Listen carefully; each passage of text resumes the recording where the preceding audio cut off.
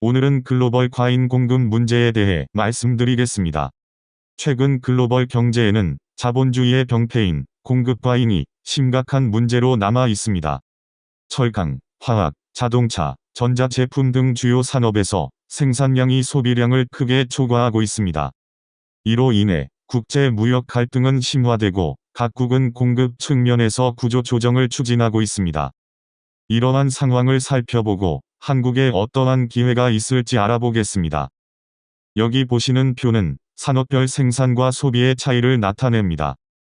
예를 들어 철강은 약 88.400만 톤이 과잉 공급되고 있고 자동차는 1790만 대가 넘게 시장에 과잉 공급되고 있습니다. 전자제품 역시 약 1930억 달러의 초과 생산이 확인됩니다. 이런 수치만 보아도 공급 과잉이 글로벌 경제 전반에 걸쳐 광범위하게 나타나고 있음을 알 수 있습니다. 전기전자 산업에서는 아시아가 압도적으로 과잉 공급 구조를 보이고 있습니다. 아시아의 생산액은 1조 4070억 달러에 달하지만 소비는 약 4630억 달러에 불과합니다.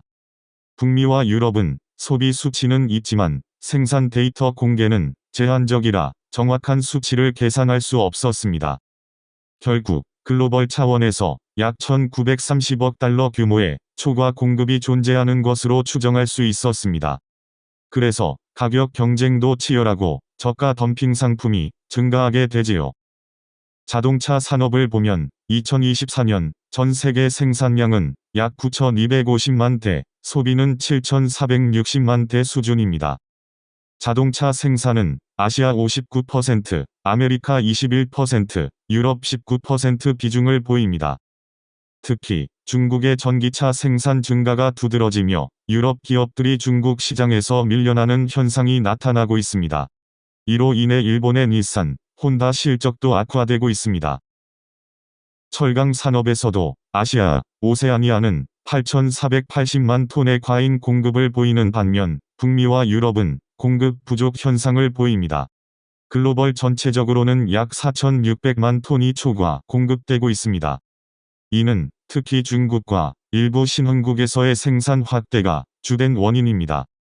철강 덤핑 수출 문제는 오랜 관습처럼 보였습니다. 지금도 철강 덤핑으로 무역 마찰이 나타나는 모습을 자주 목격하게 됩니다. 화학 산업의 경우 전 세계 시장 규모는 약 6조 1820억 달러입니다. 다만 소비량에 대한 구체적인 데이터는 확보되지 않았습니다. 가격 지수를 보면 2023년에는 하락했지만 2024년에는 소폭 반등했습니다. 중국은 정유 능력 제한, 설비 축소, 원료 효율화 등 다양한 정책을 통해 구조 조정을 추진하고 있습니다. 석유화학 분야에서 구조 조정이 마무리되면 한국 업체들도 생산을 원활하게 이어갈 수 있지 않을까 기대해봅니다. 중국은 2015년부터 철강, 시멘트, 석탄 등 전통 제조업의 공급 측면에서 구조 개혁을 진행해왔습니다. 공장 폐쇄, 좀비 기업 제거, 생산 능력 축소 등이 핵심이었죠. 하지만 부동산 경기 침체로 인해 철강 과잉 문제는 완전히 해소되지 못하고 있습니다.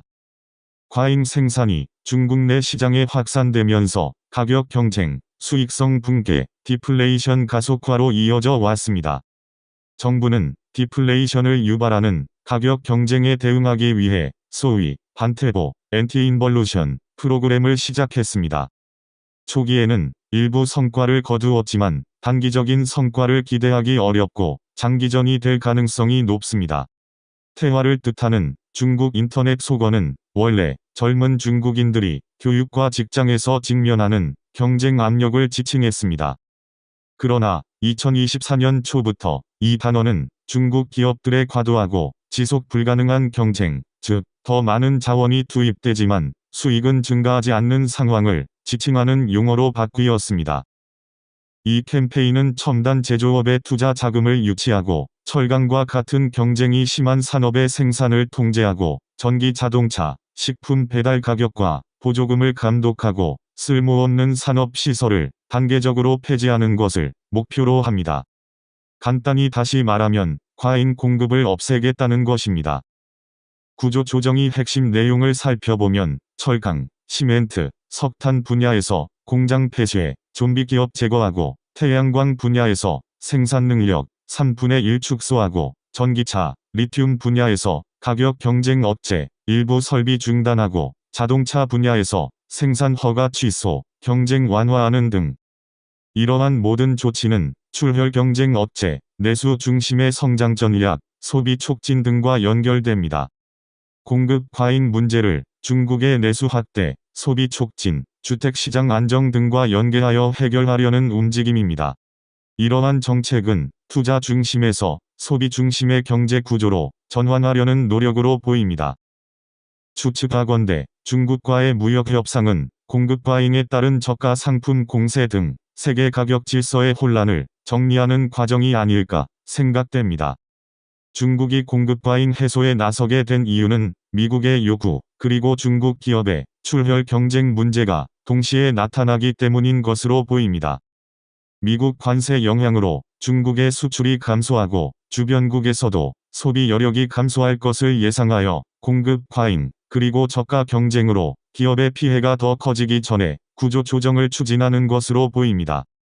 이게 사실이면 트럼프 대통령이 악역을 자처하며 세계 경제를 안정적으로 되돌리고 있는 것입니다.